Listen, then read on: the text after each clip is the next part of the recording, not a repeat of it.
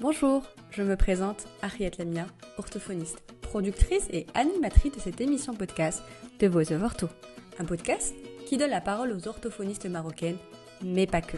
Hello à vous très chers auditeurs et bienvenue dans ce nouvel épisode de votre podcast de Voice of Ortho.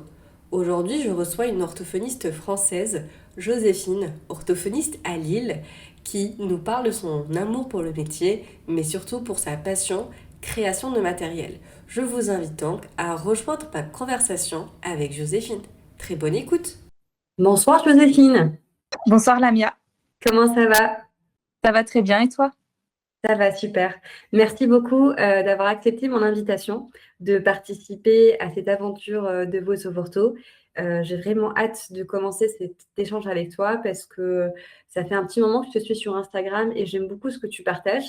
Et j'ai vraiment envie de savoir un tout petit peu ce qui se passe dans ta tête et comment est-ce que tu penses à toutes ces choses-là. Donc, du coup, j'ai vraiment hâte que tu nous partages tout ça. Mais avant tout, est-ce que tu peux te présenter, s'il te plaît? Oui, alors déjà, merci beaucoup de m'avoir invité à m'exprimer sur ton podcast. Ça me touche vraiment beaucoup que tu aies pensé à moi. Alors, je suis un petit peu intimidée, mais je suis ravie parce que c'est un petit peu un rêve secret qui se réalise d'être invitée sur un podcast. Donc, c'est chouette. Et donc voilà, je me présente. Moi, c'est Joséphine, j'ai 28 ans. J'ai été diplômée de la faculté d'orthophonie de Lille en 2022. Et j'exerce en métropole lilloise dans un cabinet paramédical avec des kinés, des psychologues, des infirmiers. Et je tiens également un compte Instagram depuis 2022 sous le pseudonyme de Jorto. Et voilà, j'y partage des bouts de séances, des posts issus de recherches que je fais, mes doutes, mes remises en question, mes réussites, mes échecs, mais aussi des idées d'utilisation de matériel déjà existant et les supports que je crée. Bah, je suis très contente du coup de t'avoir invitée parce que je trouve que tu as beaucoup de choses à dire et ça va être très intéressant. C'est un petit peu l'idée de ce podcast-là, c'est de donner la parole à des personnes qu'on ne va pas forcément entendre ou qui n'ont peut-être pas forcément beaucoup d'espace de parole. Donc du coup, je suis très contente du coup, de te donner cette occasion-là. Et justement, ça va être le sujet d'aujourd'hui, c'est de parler de la création de matériel parce que tu proposes beaucoup de choses sur Instagram que tu partages avec nous de manière très généreuse. Du coup, comment créer un matériel adapté par rapport à ton patient. Mais avant tout, j'aimerais bien savoir comment tu t'es retrouvée en orthophonie. Alors, au départ, en fait, depuis très jeune, je voulais être maîtresse d'école. Et j'ai toujours adoré transmettre, expliquer, aider, tout ça. Donc je passais mon temps à jouer à la maîtresse avec mes peluches et mes copines. J'ai fait mes stages de troisième en école primaire et puis après j'ai fait tout un parcours littéraire, jusqu'à une prépa, littéraire Hippocagne-Cagne, avec, à l'époque un peu l'objectif de préciser ce projet d'enseignement que j'avais depuis longtemps. Et puis pendant mon année d'Hippocagne, j'ai eu coup sur coup des petits clins d'œil du destin, on va dire, qui ont modifié mon projet. J'ai déjà eu la mère de mon meilleur ami qui était éducatrice spécialisée et bah, du coup qui travaillait parfois avec des orthos, qui m'a dit un jour: «Ah mais tu sais, je te verrais bien ortho» et bah, ça m'a interpellée donc j'ai fait énormément de recherches sur ce métier parce qu'en fait je le connaissais pas, vraiment et pourtant mon petit frère avait fait des séances d'ortho pour un bégaiement quand vraiment quand il était petit, mais à l'époque ça m'avait pas spécialement marqué plus que ça. J'ai surtout le souvenir de la salle d'attente et puis, 2 mois plus tard, pendant une soirée, j'ai sympathisé avec une fille, et puis elle me dit qu'elle est ortho. Donc bah, coïncidence de fou parce que je venais juste, de commencer à découvrir ce métier-là. Et donc du coup, bah, je l'ai un peu inondée de questions, la pauvre, mais elle a répondu à tout et ce que j'ai bien aimé, c'est qu'elle m'a vraiment dressé un portrait très équilibré du métier avec les points forts, les aspects positifs et aussi négatifs et en fait, bah, ça m'a trop plu donc à partir de là, j'ai un peu, foncé tête baissée. Je me suis dit: «Ça y est, c'est mon nouveau projet» et j'ai commencé à développer un intérêt, bah, presque spécifique sur l'orthophonie. Je me suis dit: voilà, c'est bon, j'ai vu, enfin, je me suis dit: «Qu'est-ce que je vais faire un petit peu bah, pour y arriver?» J'ai vu les prix d'une prépa ortho, j'ai fait: «C'est mort». Je me suis lancée du coup en autodidacte et puis j'ai été prise, à Lille et voilà. C'est un très beau parcours, effectivement. Je sais qu'en France, ça fonctionne différemment, qu'il faut se préparer quand même pour du coup le concours et qu'il y a des orthophonistes qui vont aller essayer sur différentes villes, pas forcément la ville où ils habitent, et tenter un tout petit peu la chance un petit peu partout. Est-ce que ça a été ton cas toi aussi? Alors, en fait, j'ai eu beaucoup de chance parce que, donc comme je disais, je me suis préparée en autodidacte parce que les prix d'une prépa ortho, c'était vraiment trop élevé, je pouvais pas me le permettre et du coup, j'étais déjà en classe préparatoire, mais littéraire, donc j'avais l'habitude de bosser beaucoup et du coup, j'ai préparé les concours d'ortho en cherchant des annales, en m'entraînant vraiment, toute seule et j'ai commencé par postuler dans ma ville d'origine, à Amiens et j'ai enfin postulé, c'est pas le mot, mais enfin j'ai tenté le concours d'Amiens. Je l'ai pas eu. Après j'ai tenté le concours de Lille et de Rouen qui étaient quasiment, en même temps, si je me souviens bien et puis j'ai été prise à Lille, donc j'ai un peu, voilà, j'ai un peu tout lâché. J'ai dit: «Let's go, c'est bon, j'ai été prise à Lille, je fonce» et voilà. OK, super. Et du coup, au niveau de ta patientèle, est-ce que tu reçois, différents profils, de patients? Au niveau des troubles ou même au niveau, de la tranche d'âge? Et est-ce que tu as une préférence? Alors j'ai un exercice qui est assez varié quand même parce que je reçois, des enfants et des adultes. Je fais, un peu les classiques, langage écrit, langage oral, cognition mathématique. Je reçois aussi des troubles alimentaires pédiatriques, beaucoup de voix, j'aime beaucoup tout ce qui touche à la voix et du coup des adultes en neuro, que ce soit des pathologies neurodégénératives ou acquises. Qu'est-ce que je fais d'autre? Je bosse beaucoup aussi en dysarthrie. Tout ce qui touche aussi à la dyspraxie verbale. J'ai aussi des fentes labiopalatines, puis, du TSA et du handicap, avec, de la communication alternative et augmentée notamment et ça me plaît énormément. Donc ce que j'aime vraiment beaucoup, c'est tout ce qui touche, voilà, au TSA, à la communication en général, aux alternatives de communication, le développement du langage oral aussi chez les jeunes enfants. Voilà, c'est ce qui me plaît beaucoup et depuis peu, je me passionne de plus en plus pour la cognition mathématique aussi. Effectivement, c'est très, très varié et ça montre parfaitement ce que c'est que l'orthophonie et que ça se résume pas uniquement, aux enfants ou aux troubles du langage. Ça va vraiment sur différentes, pathologies et différentes tranches d'âge et justement, je te rejoins par rapport à ce que tu viens de dire, à savoir les patients qui présentent un trouble du spectre autistique ou encore, un trouble sévère du langage. Ça va être vraiment des patients qui vont avoir besoin de surtout je pense pour les enfants, présentant un TSA, qui vont avoir besoin de beaucoup de motivation et d'intérêt. Donc on est souvent là en train d'adapter, de chercher, du coup des outils ou un matériel qui va pouvoir, leur donner envie de communiquer et de s'intéresser à la communication. Oui, tout à fait. C'est vraiment un des gros enjeux, de ces prises en charge-là, de les intéresser, enfin, d'avoir vraiment leur attention, de développer aussi des techniques, en s'appuyant sur leurs intérêts parce qu'ils ont souvent des intérêts spécifiques. On va essayer de les motiver en créant aussi des supports, en lien avec ce qui les anime et c'est vrai que, ouais, c'est hyper intéressant de créer du matériel pour ces patients-là, je trouve. Du coup, quand tu es face à un patient et que tu sens qu'il y a un manque de matériel ou tu as pas forcément, l'outil adapté pour ce patient-là, qu'est-ce qui se passe dans ta tête? Alors, c'est une très bonne question. Alors, je dirais que souvent, ça part d'un sentiment de frustration, en fait. Donc, j'essaye, moi, en fait, de créer des projets thérapeutiques assez détaillés pour mes patients le plus souvent, parce que moi, ça m'aide énormément d'avoir une feuille de route avec des objectifs précis. Ça me rassure beaucoup de savoir où je vais et donc parfois, il me manque un support pour travailler un objectif précis à un instant T.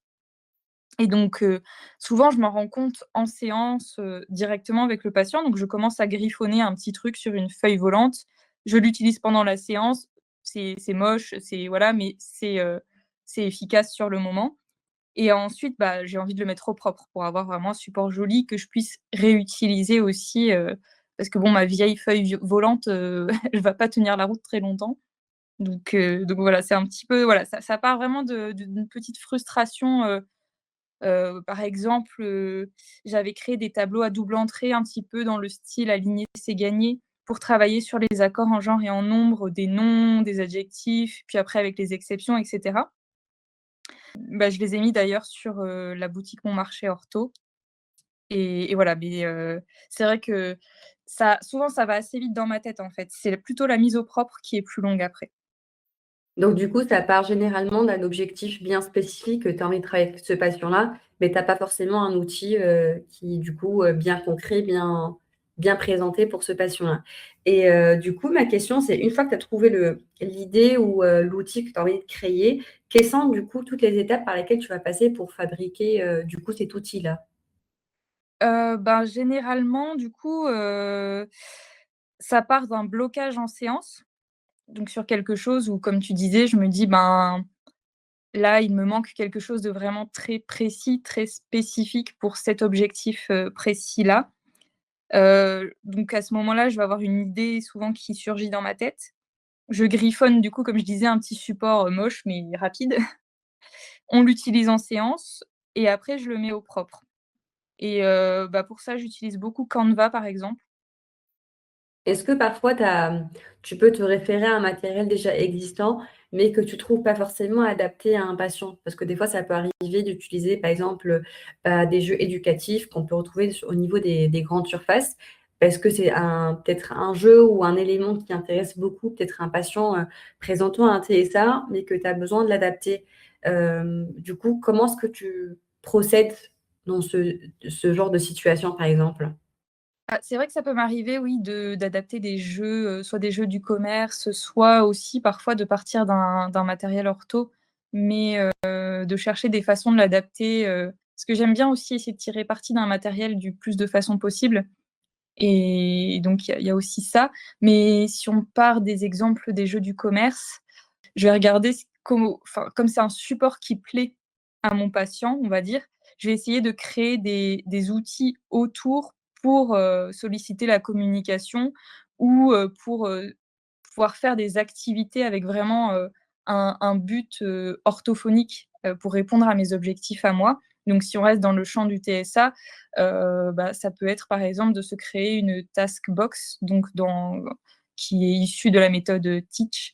Donc à partir de ça, je vais pouvoir créer, par exemple un petit tapis, avec, des pictos qui représentent vraiment les actions, ou les mots dont on va avoir le plus besoin pour faire l'activité, ou bien des petites cartes avec des consignes, visuelles pour réaliser des actions avec cette, boîte-là. Avec ce matériel-là ça va nous permettre de créer une boîte d'activités pour servir des objectifs précis. Par exemple, je dis n'importe quoi, mais pour, travailler sur, les prépositions de lieu, on va prendre un jeu du commerce avec des petits personnages que le patient aime bien et puis à côté, je vais faire des cartes, soit avec des pictos, soit aussi avec des photos de différentes situations, avec les petits, personnages pour représenter les différentes prépositions spatiales et soit le patient doit, représenter pour faire du pareil-pareil, soit, il a une consigne écrite s'il est déjà entré dans la littératie, soit on peut donner une consigne orale avec le support visuel pour l'aider, voilà, des choses comme ça. Et du coup, par rapport au temps, parce qu'effectivement, pour créer un matériel, comme tu l'as dit, en séance, on fait, selon ce qu'on a à disposition, ce qui est à côté pour pouvoir créer ce matériel-là, mais vraiment pour le constituer de manière beaucoup plus, claire et propre, pour pouvoir le réutiliser du coup, avec différents patients, avec ce même patient dans différentes séances. À quel moment tu arrives à faire ça? Parce que comme on le sait, il y a des rendez-vous, il y a des séances, il y a plein de choses qu'on doit faire, des comptes rendus, des bilans. Est-ce que tu accordes tu as un moment spécial où tu crées du matériel ou comment ça fonctionne? Comment tu organises ton temps? Alors là, on touche à un point un peu «sensible» entre guillemets, c'est que j'ai un peu de mal à décrocher, du boulot.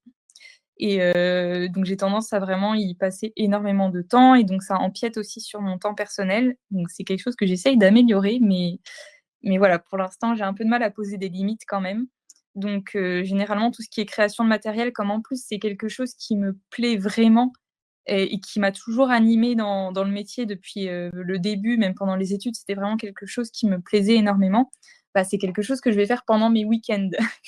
Bon alors, c'est pas du tout quelque chose que je recommande spécialement parce que c'est pas non plus, l'objectif d'être tout le temps la tête dans le guidon et tout le temps la tête dans le boulot, mais personnellement, bah, comme j'ai du mal à décrocher et que c'est vraiment quelque chose qui m'anime énormément, bah, voilà, ça déborde beaucoup donc généralement, c'est le week-end. Et puis voilà, après, comme je disais, la création de matériel, c'est quelque chose qui personnellement me plaît vraiment beaucoup et qui, par exemple, va beaucoup m'aider aussi à «remonter la pente» entre guillemets quand j'ai des gros moments de doute, ou que j'ai des moments où je me sens moins bien par rapport à la profession, où j'ai l'impression que ce que je fais, c'est moins utile et cetera. Bah, repasser par de la création de matériel, souvent ça me relance en fait, ça me redonne un élan, ça me remotive, ça me rassure aussi, enfin, voilà. Je te rejoins, complètement sur ce point-là. Moi aussi, quand j'ai commencé à exercer, alors moi j'ai commencé en 2016, ça fait un petit moment déjà. Du coup, je faisais énormément de travail, en dehors, de mon temps de travail, le week-end. Je commence à réfléchir, à regarder comment créer, plastifier et cetera. Mais, c'est vrai c'est pas évident de s'organiser parce que comme tu l'as expliqué, toi-même, c'est vraiment une passion parce que je trouve que pour créer du matériel, de manière générale, il faut vraiment avoir cette envie de créer, d'innover, trouver des outils, des idées et des fois, je ne sais pas comment l'expliquer, mais c'est vraiment, on va dire un besoin entre parenthèses, on a besoin de créer, on a besoin de passer par ça parce que c'est une manière aussi, comme tu l'as expliqué, de s'approprier notre pratique et de se sentir, du coup, entre parenthèses, plus légitime et de se dire: «Oui, en fait, je sais ce que je fais, j'y vais pas juste comme ça, tête baissée sans forcément, savoir ce que je fais avec mon passion». Donc du coup, ça rassure beaucoup. Donc en tout cas, se dire que, créer du matériel, c'est bien, s'organiser, c'est encore mieux si on y arrive, mais en tout cas, du moment que on apprécie, qu'on prend du plaisir, c'est le plus important et de ne pas sentir que c'est une obligation, voilà. Sinon, tu avais parlé d'un petit point, d'un site internet. Est-ce que tu as un site internet où tu partages du coup, tes outils, ton matériel?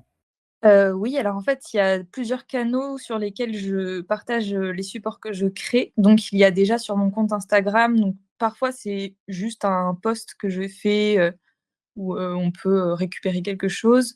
J'ai aussi un lien dans ma bio qui renvoie vers un drive sur lequel je partage, des outils gratuitement. Donc soit des supports que je crée, soit, parfois des articles aussi intéressants ou voilà, des choses que j'ai envie de partager, sur mon compte. Et puis il y a aussi cette plateforme, je ne sais pas si tu connais, du coup, ça s'appelle Mon Marché Ortho, MMO du coup, et il y a plusieurs orthophonistes qui partagent, du matériel qu'elles créent dessus. Et donc en fait, on peut créer chacun, sa petite boutique, sur cette plateforme.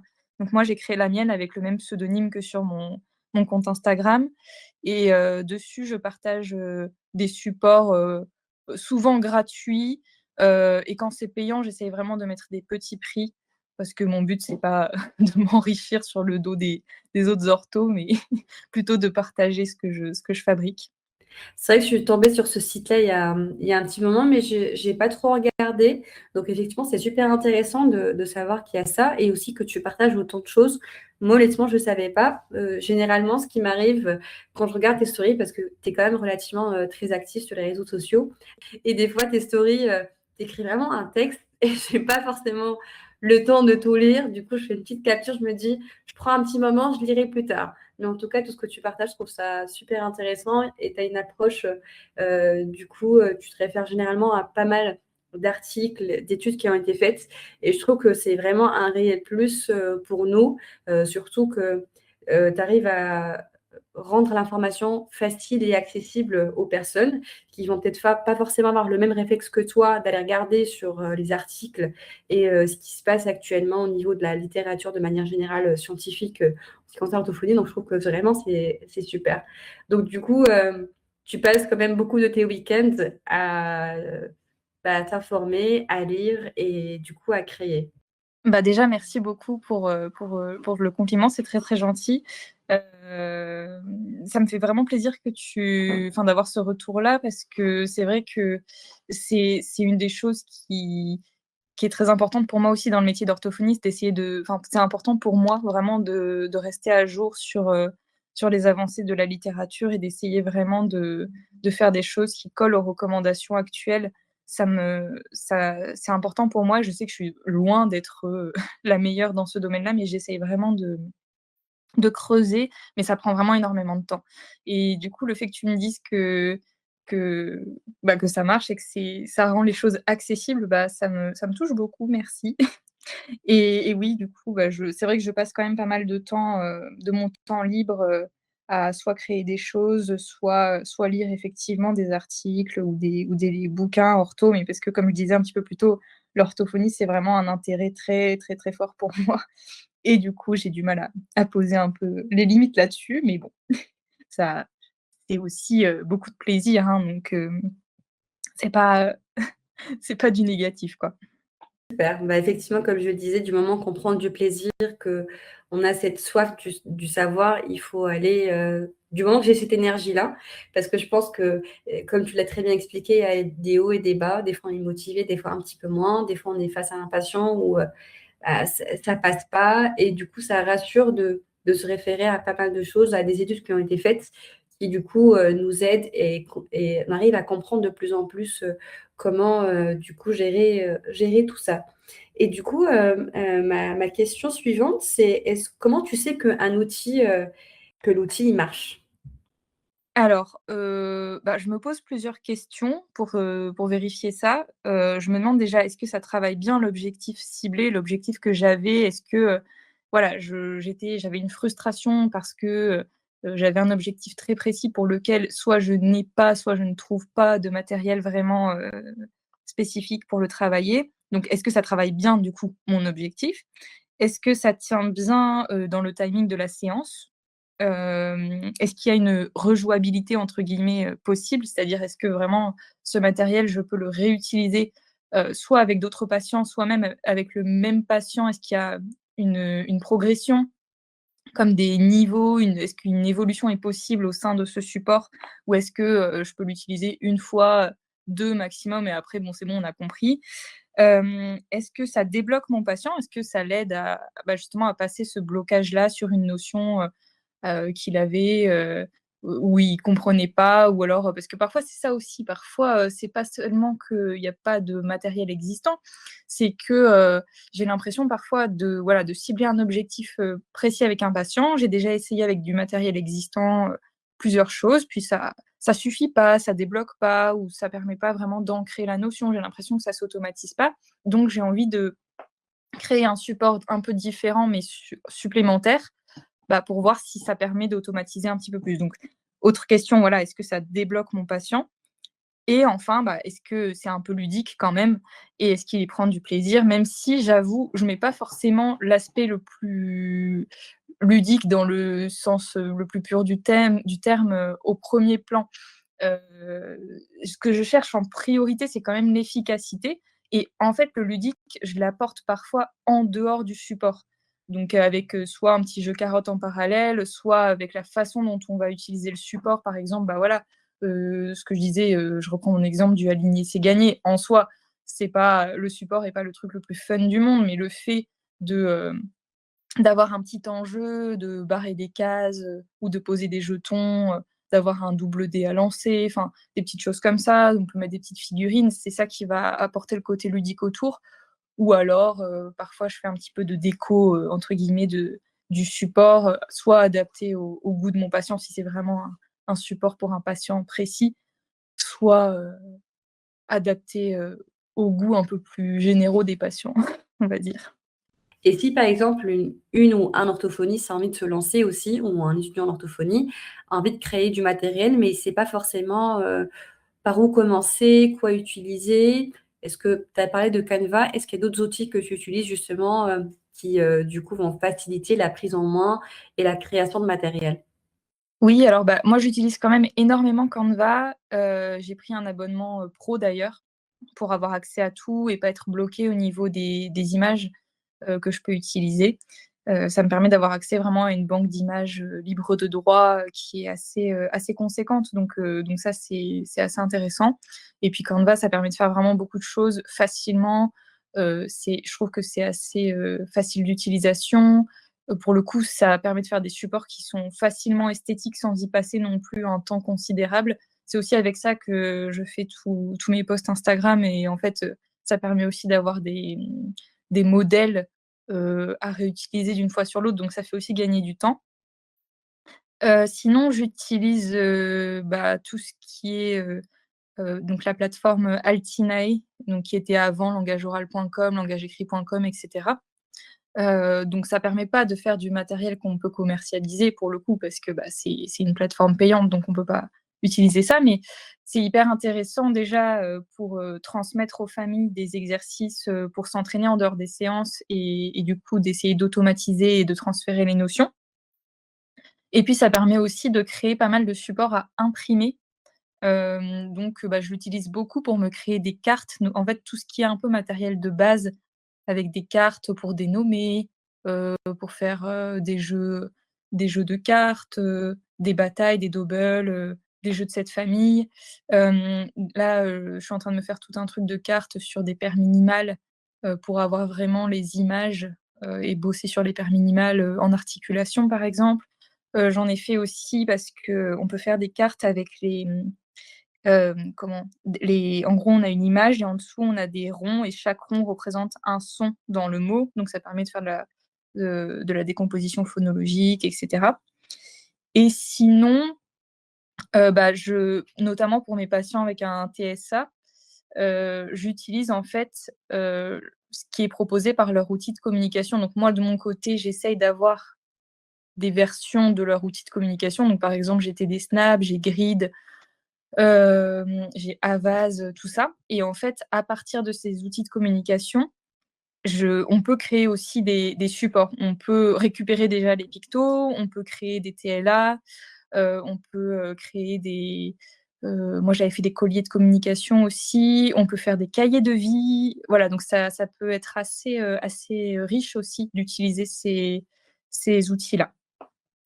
C'est vrai qu'il y a tellement de choses maintenant qu'on peut utiliser avec tout ce qui se passe avec l'IA, donc ça facilite vraiment beaucoup, beaucoup de choses. Donc je trouve ça vraiment super.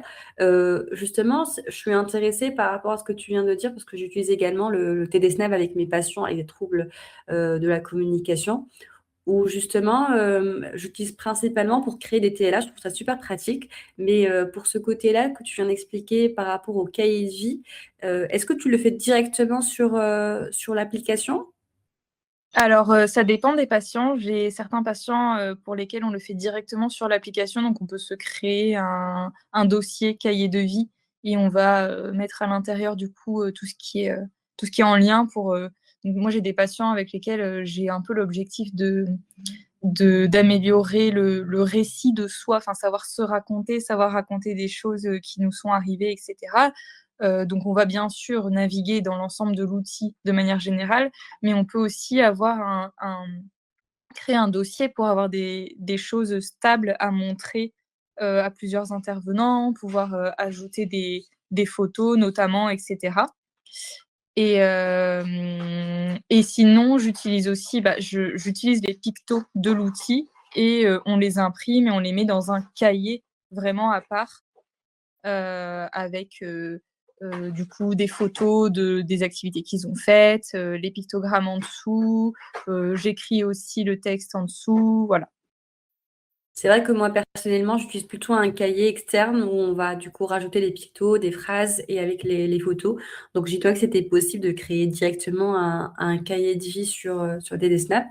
Je trouve que quand même ces outils de CA, ils sont relativement complexes. Il y a tellement de choses qu'on peut créer et du coup, c'est très intéressant de se former pour savoir encore mieux comment les utiliser et optimiser au maximum l'utilisation de ces outils. Ah oui, je suis d'accord avec toi. C'est vrai que c'est des outils qui nécessitent réellement des formations, assez importantes, pour réussir à les maîtriser et puis pour en tirer le plein potentiel.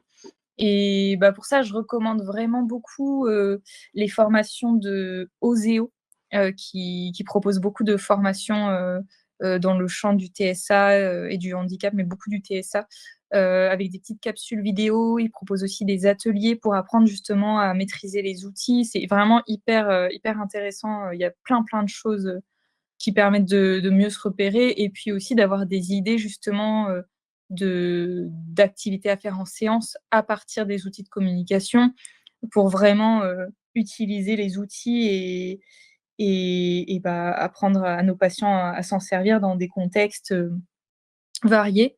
Et donc ouais, je recommande vraiment la plateforme Oseo pour ça, parce que c'est vrai que sinon, c'est des choses sur lesquelles on est peu formé en formation initiale, je trouve. Enfin, on nous parle, enfin, je sais pas toi comment ça se passe, comment ça s'était passé pendant tes études à toi, mais nous, on nous avait un peu balayé, les outils de communication, ce qu'on pouvait faire, mais on nous avait pas vraiment montré comment les utiliser et moi, personnellement, en stage, j'avais pas vu non plus d'utilisation d'outils, de CAA, donc je me suis vraiment formée par la suite là-dessus.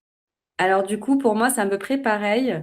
J'ai fait pas mal de formations, après mes études, notamment, sur le TSA et dernièrement, je pense c'est il y a peut-être plus d'un an où j'ai fait une formation CAA avec une orthophoniste française et je pense alors j'ai du mal à retenir les prénoms des gens. Je pense que c'est Laurane ou Lorraine, je ne sais plus. En tout cas, je pense que c'est l'une des personnes qui a du coup créé cette plateforme-là, Oseo Formation, et du coup nous a parlé du CAA, qui nous a aussi formés par rapport à du coup l'utilisation des signes en séance. Donc du coup, ça a été vraiment un réel plus et ça m'a vraiment beaucoup motivée à utiliser différents outils de communication avec mes patients et encourager justement les familles à utiliser tout ça. Et du coup, elle nous a beaucoup parlé du TD Snap et plein d'autres outils, mais plus du TD Snap parce que je pense que c'est ce qu'elle utilise le plus. Et du coup, nous a montré grosso modo comment ça fonctionne. Mais effectivement, je trouve que c'est intéressant d'aller creuser encore plus pour vraiment savoir comment ça fonctionne et essayer de proposer plein de choses du coup à nos patients et vraiment rendre ça le plus, comme je disais, optimiser au maximum l'utilisation de tous ces outils qui sont vraiment incroyables et qui permettent du coup à nos patients de communiquer et d'exprimer leurs besoins et d'être tout à fait autonomes dans leur communication. Oui, je crois que tu parles de Lorraine, du compte, l'ortho et les TSA et il y a aussi Émilie qui a le compte, les facéties d'Émilie.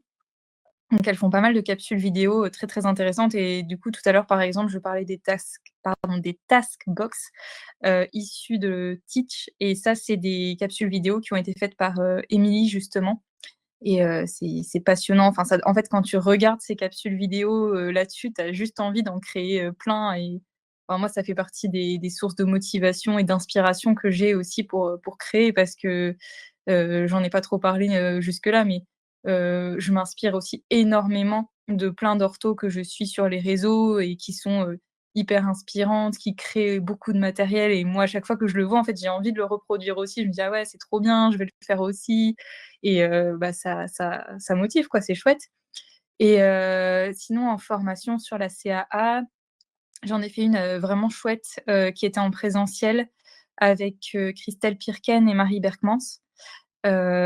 Justement sur l'utilisation, des outils de CA, donc elles nous en ont représenté plein. On a manipulé, elles avaient amené, des tablettes avec TD Snap, elles avaient ramené des pods, des Voxy, on avait manipulé aussi comment? Il y avait une appli, qui permettait, je me rappelle plus du nom, mais qui permettait de faire des photos, d'une action prise à l'instant T et d'ajouter des commentaires audio dessus, donc c'était vraiment chouette. Snapsen, voilà, ça s'appelait comme ça, Snapsen.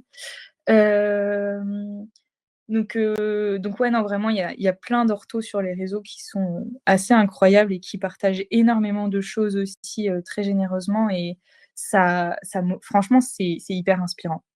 Ouais, je trouve vraiment ça réellement super d'avoir autant d'orthos qui partagent et du coup qui inspirent, nous donnent envie et des fois même qui nous aident à trouver des solutions sans forcément savoir qu'elles nous ont aidés à du coup créer du coup un déclic ou plutôt savoir où est-ce qu'on en est, nous rassurer par rapport à nos doutes ou plutôt nous rassurer dans le sens où on sait, bah, là où on voit la direction qu'on a prise du coup avec ce patient-là et la bonne direction, il faut juste continuer. Des fois, ça prend un petit peu de temps, il faut aussi l'accepter, être un tout petit peu patiente avec nos patients du coup. Oui, carrément, beh, c'est vrai que là, enfin, il y a de quoi faire sur les réseaux, hein, parce qu'il y a vraiment, de plus en plus d'orthos, j'ai l'impression, qui partagent, des choses, soit du matériel, soit des réflexions justement sur le métier, des choses parfois aussi déculpabilisantes et tout ça et c'est aussi quelque chose qui me tient personnellement beaucoup à cœur avec mon compte Insta et j'essaye de véhiculer un maximum, de ça aussi, j'ai beaucoup à cœur tout ce qui touche à la santé mentale et je trouve que c'est hyper important dans notre métier d'en prendre soin et d'avoir conscience aussi, enfin de pas, d'être dans le déni des difficultés qu'on peut rencontrer aussi et on en parlait tout à l'heure des hauts et des bas liés à notre pratique. Ça peut être vraiment, ça peut vraiment, nous mettre parfois très mal et c'est hyper précieux d'avoir, la possibilité de discuter comme ça sur les réseaux avec des orthophonistes qui vivent peut-être les mêmes choses et je trouve ça vraiment hyper important d'ouvrir la parole sur le sujet et je sais à quel point c'est difficile aussi de partager, des échecs, de partager des doutes, de partager, des choses qui sont pas forcément toujours toutes roses, mais je trouve que c'est hyper important d'en parler et de montrer que, oui, ça arrive et qu'on n'est pas seul là-dedans, en fait et c'est souvent des réflexions, que les gens se font, c'est souvent des doutes que les gens rencontrent aussi dans leur coin et si c'est pas adressé, ça ne fait que mouliner et c'est là qu'on rentre, je pense, dans des spirales un petit peu infernales, de syndrome de l'imposteur et d'angoisse aussi, hein, sur notre métier donc je sais même plus pourquoi j'en suis venue à parler de ça, mais tout ça pour dire que je trouve ça hyper important d'ouvrir la parole sur ces sujets aussi. Effectivement. En tout cas, merci beaucoup pour ton intervention. On a parlé de plein de sujets, un petit peu débordé sur notre sujet, principal. Mais en tout cas, je trouve que c'est important de signaler, tout ça et de souligner ce point-là.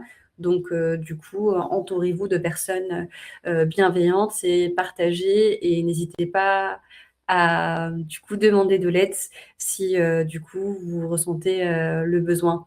Alors, avant de finir, du coup, notre épisode, est-ce que tu as des recommandations? Tu as parlé de plein de sites et de plein de choses, mais si tu pouvais résumer sur deux trois points ou deux trois choses que tu as envie de partager du coup, avec les auditeurs. Alors, tu as encore 15 minutes devant toi? Non, je rigole, mais j'ai alors, qu'est-ce que je peux si j'essaye de synthétiser un petit peu. Hem, Déjà, je recommande, la plateforme du coup Mon Marché Ortho pour pouvoir, retrouver le travail et les supports partagés par beaucoup d'orthos, parfois gratuitement, souvent à petit prix. Je recommande la plateforme Altinae parce que ça permet vraiment de fabriquer facilement, rapidement, beaucoup de matériel pour, transférer les acquis, à la maison et cetera. On a parlé de formation, donc je recommande vraiment énormément la plateforme Oseo Formation, pour des formations spécifiques au TSA. Après au niveau des comptes Instagram, on a parlé du compte de l'ortho et les TSA, de les facéties d'Émilie. Et puis en fait, il y en a vraiment énormément, après des orthophonistes qui partagent un petit peu leur quotidien, qui aident à déculpabiliser un petit peu. Il y a Ortho Sereine, Charlie Journal, j'en oublie en fait parce que là je j'arrive pas à penser à tout, mais il y en a plein. Bon, tu nous en as quand même, pas mal. Du coup, ça je vais mettre tout ça, en description, comme ça les personnes vont retrouver facilement et je mettrai aussi les différentes, choses que tu as citées auparavant et aussi ton compte Instagram. Comme ça, les personnes vont prendre le temps de te connaître un petit peu plus et découvrir aussi ce que tu partages, sur le Drive ou sur le site aussi, Mon Marché. Super, bah écoute, je te remercie beaucoup et merci beaucoup encore une fois pour cette invitation, ça m'a vraiment fait très plaisir de discuter avec toi et c'était très chouette. Merci beaucoup. Bah, merci beaucoup à toi. Je pense que ça sera pas ton dernier podcast, je me suis sûre et certaine parce que tu as plein de choses à raconter et du coup à partager. Donc du coup, j'ai hâte de t'écouter dans d'autres podcasts ou peut-être pourquoi pas lancer ton propre podcast. Avec tout ce que tu as à faire déjà, je pense que ça sera pas, une chose de plus sur ta liste, mais en tout cas, ça a été un réel plaisir d'échanger avec toi. Trop mignonne, merci beaucoup. Je te dis à très bientôt. Au revoir. À bientôt et à bientôt sur les réseaux aussi du coup. Au revoir. Merci d'avoir suivi cet épisode. Moi, je vous dis à très bientôt et surtout, n'oubliez pas de vous abonner. Au revoir.